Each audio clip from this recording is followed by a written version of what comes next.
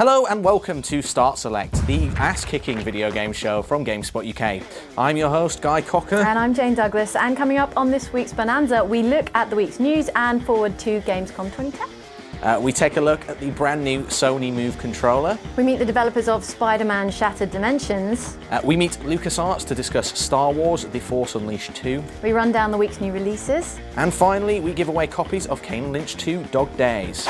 News time first, and Jane and I have been trawling the GameSpot news channel to pick out the juiciest morsels of gaming actualities for you guys. Now, Jane, you picked out Fallout New Vegas news. Juicy it is, yeah. Celebrity or supposed celebrity voice cast. No, they are celebrities, come on. For Fallout New Vegas, yeah, so we've got Felicia Day from The Guild, John Doman from The Wire, Matthew Perry of Friends fame, Michael Dorn and Renee Auberjonois from Star Trek and DS9, Chris Christopherson, who is a singer-songwriter, but you may remember from the Blade Trinity, and Zachary Levi of Chuck. Which I haven't watched Chuck. I don't He really is know Chuck. He is Chuck. Mr. So Chuck. there you go. And also for the Americans, you might know Wayne, Mr. Las Vegas Newton, who is the Wasteland radio station DJ this time around. So new DJs, new voice talent. Mm-hmm. Is it going to be as good as Liam Neeson in there, isn't There's there? no Liam Neeson, is there? So, there is Ron Perlman, though. He's the narrator still, so as you'd expect. And no Nolan North, you guys. So Disappointing. what are you going to do? But Chandler right? Bing, so... Yeah, When? Chandlerton 2000. Chandlertron 2000. He's not a robot. He's not actually a robot. So he's a smooth-talking criminal gang lord, something like that. There we go. Okay. So the voice All right. cast is in place. The game is out fairly soon. Yeah, and October. October. So stay tuned. Cool. Next week on GameSpot, we've got the Gamescom 2010 full lineup. You can check it out over at gamescom.gamespot.com. You'll be able to check out all of the announcements, videos, and previews by bookmarking that space now and find out as it happens. Before that, though, we've picked out our tips from what to expect from the Kohlmesse from next week. First of all, the press conferences. So on Tuesday, we have the Microsoft press conference and an event where we're expecting a possible Kinect launch date. On Wednesday, we've got the EA press conference followed by the Sony press conference. So that's about 4 hours of solid press conference action.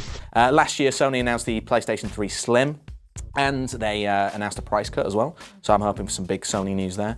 And EA press conference as well. They announced the Bad Company 2 release date last year. So probably some news to expect from there. EA usually go pretty big on it. There's also a lot of other publishers there this year. Sony, Microsoft, Square Enix, Namco, Warner Brothers, THQ, Activision, pretty much everyone apart from Sega, Capcom, and there's not going to be any Nintendo news conference event, so they don't usually do anything big on that. So if you want to find out more about it, as well as see our faces presenting video from the event itself, just head over to gamescom.gamespot.com. So I've been playing the bejeebus out of the World of Warcraft Cataclysm beta recently, and as hardened WoW fans will know, it's the biggest change to the world of Azeroth yet. I've pulled together a tourist guide to the 5 most interesting locations, so let's go check it out. Whether you got hold of a precious beta key or not, if you are a World of Warcraft player or a recovering addict, you'll have heard of Cataclysm. If you're not one of the millions who've played since the game's release in 2005, you need to know that Cataclysm is the 3rd expansion for Blizzard's phenomenally successful MMORPG, and whereas the first 2 expansions, Burning Crusade and Wrath of the Lich King, added vast new areas to the game world, Cataclysm goes further and also remodels the original continents of Azeroth, Kalimdor and the Eastern Kingdoms in apocalyptic fashion. The story runs that Deathwing the Destroyer, who's been biding his time since Warcraft 2, has returned from the elemental plane's Deepholm, trailing death and destruction in his wake. That is, a cataclysm. The upshot of which is that many parts of the vanilla WoW realms have been altered or transformed altogether. There's a lot of it to see, and WoW fans will be rightly looking forward to exploring it for themselves, from the air no less, since the new expansion will allow flying mounts to be used here for the first time. But until Cataclysm is out of its beta testing phase and in the shops, here are 5 noteworthy spots to check out in post-Cataclysm Azeroth. Over in Kalimdor, the Barons have been split in 2 by a river of lava running east to west. As the Alliance have encroached on this Horde stronghold moving in from the south, they've burned down the Camp Taraho settlement. Sorry, Taurans. Further north, Darkshaw's been hit especially hard with the earth cracked and broken. Deathwing's gone and installed a maelstrom here that threatens to tear the whole region apart, and then there's more volcanic stuff and general destruction. Back east, Loch Modan's dam's been destroyed, leaving it empty and leaving the wetlands nearby wetter than ever. Menethil Harbour's been flooded too. Check out the sandbags and the shipwreck, with the harbour itself damaged but functioning.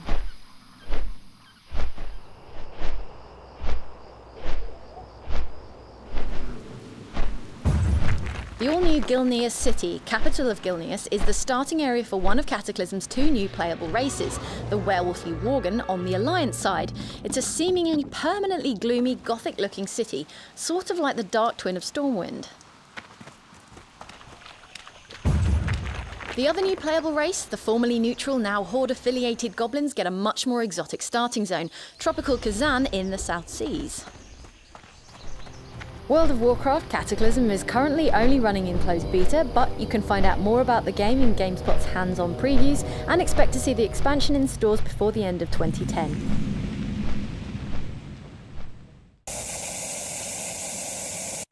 Time for the first of our interviews on Start Select now, where we talk to Spider-Man Shattered Dimensions producer Stéphane Gravel of Quebec studio Beenox to find out how to make an authentic comic-to-game adaptation, as well as reveal all of the 4 dimensions in the title.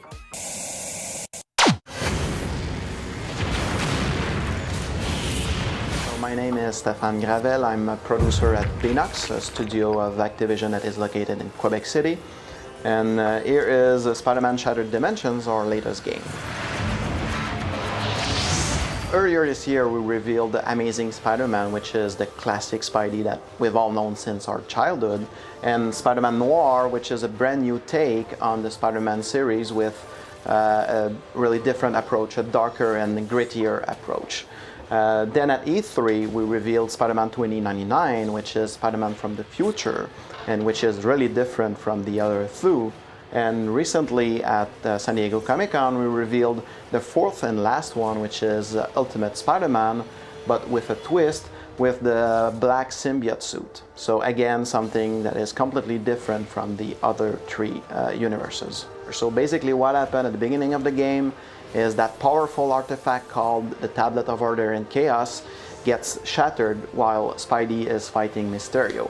And those pieces end up scattered in 4 different dimensions. So basically Spidey has to team up with his other selves in order to restore order in those 4 different dimensions. We've got the web swing experience basically because, well, I appreciated it in the previous games and everybody's appreciated it, so we wanted to have that in the game. And people liked the combat system in Web of Shadows a lot, so we did inspire ourselves from that combat system. The fighting style for each Spidey, it's different. Amazing uses his webs a lot. 2099 is really dynamic. He moves really quickly. Ultimate uses his symbiote suit, so with the tendrils you get more reach.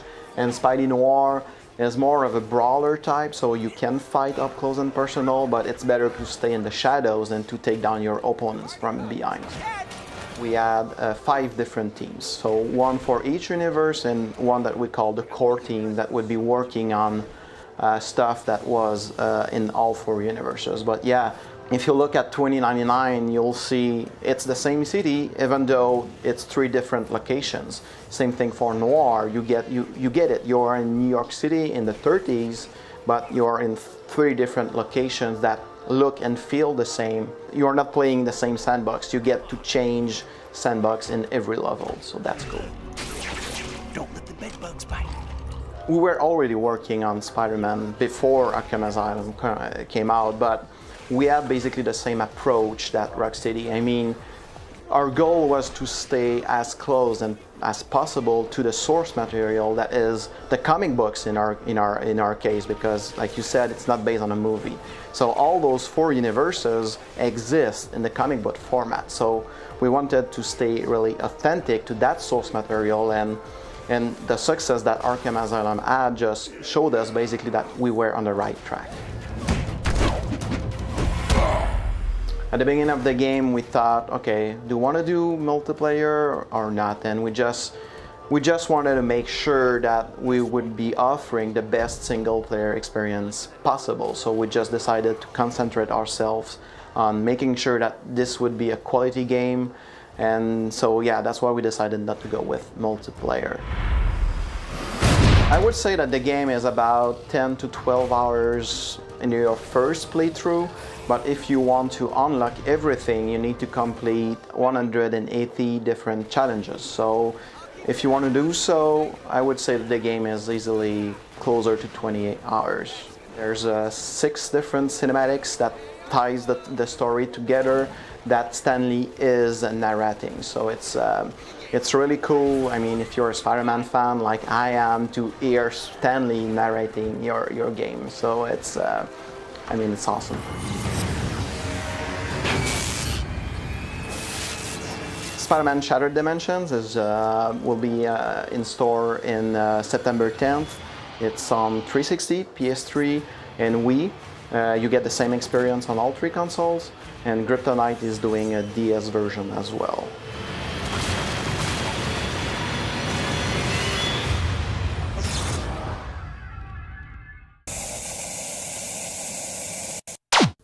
Time for a look now at the Sony Move. We got one of the first units sent into the office this week, and before we got our grubby paws on the device itself, we filmed an unboxing video to find out what to expect when it launches next month. Hey guys, you're joining us today for the first unboxing, the first look at our exclusive Sony PlayStation Move controller, which Jane is very nicely modelling there. This is the first time we've had the PlayStation Move outside of being accompanied by Sony representatives, so it's just freshly come in the post today, and we're going to take a look. Now, first thing to note is, Jane, that this is the press kit. This is not what you're going to buy in stores, but it includes, like this. It includes all the same stuff that you're going to get. It's pretty similar in terms of contents, but yeah, you won't get this shiny box. Which is very nice. Presumably, actually. it is pretty nice. It looks like a nice orb inside. There we go. Sort of a fisheye effect. So let's crack it open, see what we're going to get. Inside, you've got one controller. There we go. Which is the PlayStation Move. Which is the PlayStation Move controller, that's right. No navigation controller, but that's the same with the starter bundles at retail. And obviously you've got the PlayStation Eye camera here. I'll pass that over to you. So you have to use it with the PlayStation Eye. The Move is kind of a cross between the standard motion controller and the camera technology as well, because it uses a sensor in here to track where it is in 3D. So you need both of those to play with PlayStation Move. Yeah, it's got LEDs inside, so we'll fire it up later and you'll see it can glow all kinds of colours. Flashing away. But yeah, it's got accelerometer and a rate sensor inside it, so it can do angle and acceleration. Yeah. Cool, okay. There's a wrist strap, so you don't fling it through your TV. And there's a bunch of assets and some demo discs. We've got Sports Champions and what's it called? Kung Fu Rider. You've got Kung Fu Rider, Sports Champions, and Move Party That's as well. The one. So 3 games. These games that we've got are part of the press kit, so you have to play them on a debug machine. We haven't got retail kits just yet, but the actual hardware is all what you're going to buy in stores, which is quite cool. You can check out the full video, complete with squidgy ball action, on the site right now. Just head over to GameSpot.com. Time to launch headlong into our second interview of the show now, with LucasArts telling us all about Star Wars The Force Unleashed 2. My name is Cameron Suey, and I'm an assistant producer on Star Wars The Force Unleashed 2. In the first Force Unleashed, we introduced the world to Starkiller, who's Darth Vader's secret apprentice. And while he started off being an agent of Darth Vader, hunting down the last Jedi after Order 66, he eventually ended up redeeming himself by forming the Rebel Alliance and then sacrificing himself to protect it. Well, with The Force Unleashed 2, what we've done is we're telling a new story about Starkiller's clone, set just after the ending of the last game, as Starkiller was presumably left for dead, and this clone has memories of the first game of Starkiller, even though they're not his own. And he's on the run from Darth Vader after he escapes from the cloning facility on Kamino. What happened? Where is he?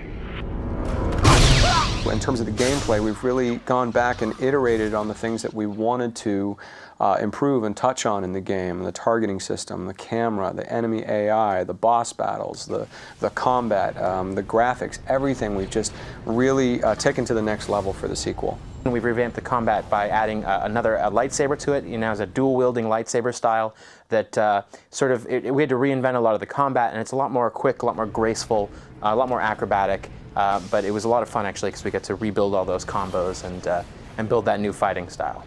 There's a couple of new force powers. One of them is Jedi mind trick.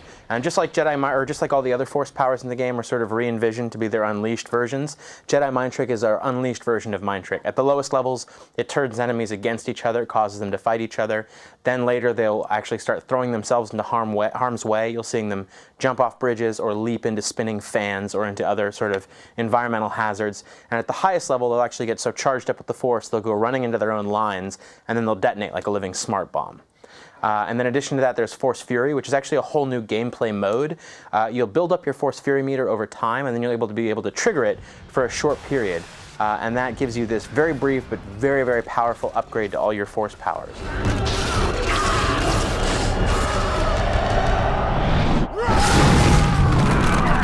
So challenge mode is something that's separate from the main storyline of the game.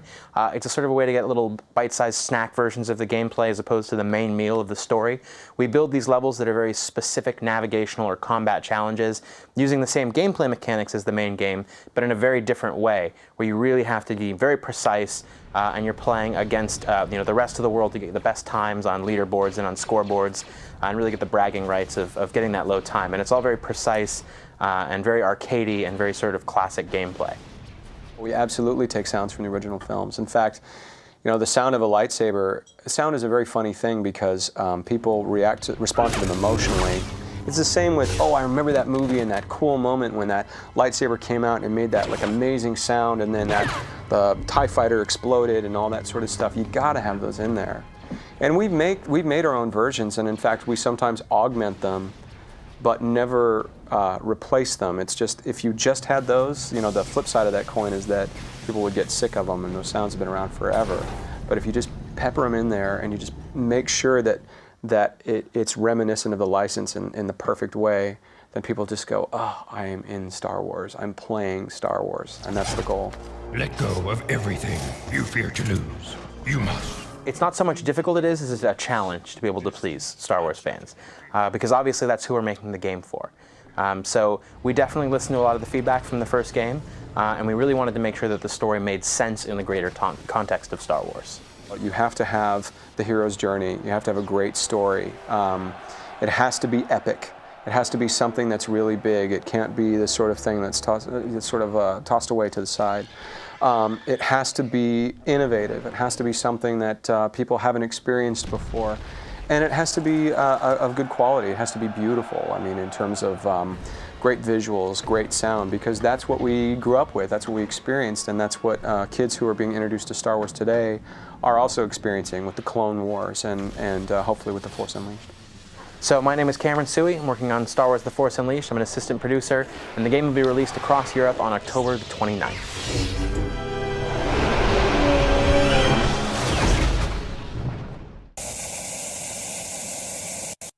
Okay, it's time for the week's new releases. These are the big games, such as they are hitting store shelves this week. First one, it's the big one, Art Academy on Nintendo DS. Learn painting and drawing techniques with this step-by-step training guide on the Nintendo DS. Then we have Madden NFL 11 on Xbox 360 and PS3, with the new version of the American footballing behemoth landing on those consoles this week.